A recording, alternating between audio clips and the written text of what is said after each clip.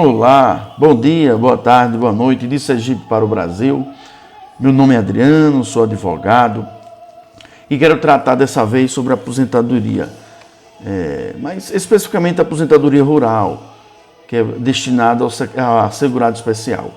Mas antes de tratar sobre a aposentadoria rural, eu não posso deixar de falar sobre o Decreto Legislativo 4.682, que fala sobre Eloy Chaves, que tudo nasceu lá. Direitos previdenciários que nasceram para os ferroviários nessa época, na década 20, dos anos 20, em 1930, com a evolução que foi gradual, surgiu o Instituto de Aposentadorias e Pensões. Posteriormente, em 66, foi criado o INPS, que tanto o povo de antigamente fala. Você vai aonde? Vou no INPS. Olha. Hoje o nome não é mais, mas as pessoas ainda ficam usando esse nome, que o INPS trata sobre os direitos, sim, e garantias, sobre pensões, sim.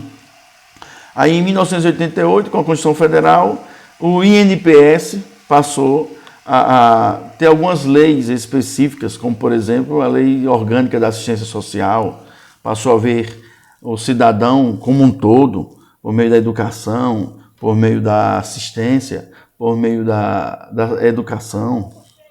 E bom observar que em 1990, aí sim, foi unificado e foi criado o INSS, que é o Instituto Nacional de Previdência Social, na década de 90.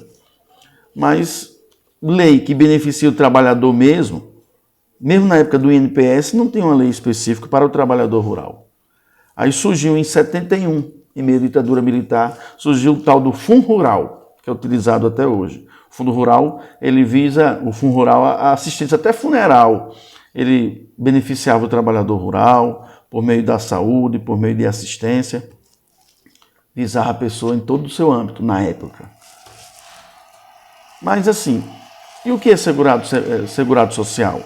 Quem está contemplado nessa questão do segurado especial?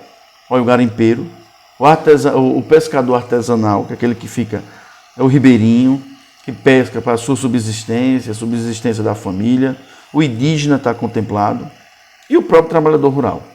Agora, lembrando, quem é segurado especial, ele ali não está beneficiando só ele, não. Tanto ele está beneficiando ele como a família. Se você trabalha em regime de economia familiar e porventura uma filha sua vem engravidar, ela vai ter direito específico ao tal do Fundo Rural, onde ela vai ter o direito dela ao salário maternidade, porque ela trabalha em forma de regime de economia familiar. Agora, o homem ou a mulher que quer se aposentar da roça, da pesca, ou índio, ou garimpeiro, tem que ter uma idade, se homem, de 60, se mulher, 55.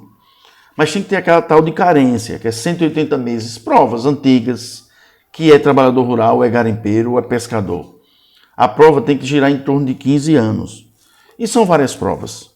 Lembrando que uma das provas é arrendamento para o trabalhador rural, parceria. Se for pesca, a carteirinha, a associação dele na colônia. Colônia é algo antigo, ele consegue essa prova, que é pescador.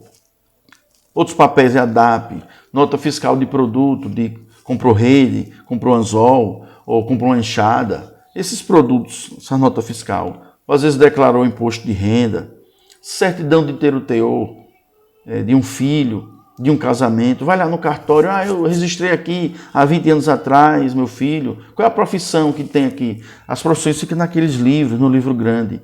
A sua certidão de nascimento, talvez, a certidão de nascimento dos seus filhos, talvez ela não tenha profissão. Por isso tem que ir no cartório olhar. Recibo de compra e venda de uma casa, de uma escritura. Mas hoje eu não tenho casa, não tenho escritura. Mas você não teve uma casa 20, 30 anos atrás, 15 anos atrás? Vai lá, conversa com a pessoa que tem a posse da sua casa, que comprou, e veja qual é a sua profissão. Outro ponto, batistério. De antigamente as pessoas batizavam, e alguns livros da Igreja Católica está lá a profissão de quem batizou. É bom dar uma olhada. Se tiver lá, pega uma certidão da Igreja Católica e coloca lá na relação de documentos para aposentadoria.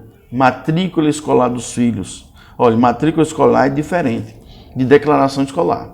Declaração escolar não vem com a profissão dos pais, da criança que estuda, mas a matrícula vem. Aqueles certificados de cursos que você fez sobre o manejo de mandioca, sobre o manejo aí como fazer doce, alguma coisa dessa natureza aí. Veja esses certificados que ele pode te ajudar sim a complementar seu pedido de aposentadoria. Olhe também, eu tenho um pouco de documento para aposentar, será que você não tem nenhum boletim de ocorrência que foi furtado seus documentos anos atrás e lá está sua profissão rural? Será que você nunca foi num fórum, numa audiência e lá constou sua profissão? Tudo isso vai servir de prova como você é rural. As reservistas de antigamente, geralmente aquelas fotos 3x4, lá no fundo dela lá está a sua profissão, sua cor da pele. Isso pode servir como documento. Contrato de banco. Você às vezes abriu uma conta bancária e está lá, sua profissão, rural, pescador. Pega esse contrato, pega essa cópia, leva para o INSS, isso pode te ajudar. Procuração pública, às vezes um irmão seu de São Paulo, de outro lugar, pediu para que você vendesse uma casa, alguma coisa.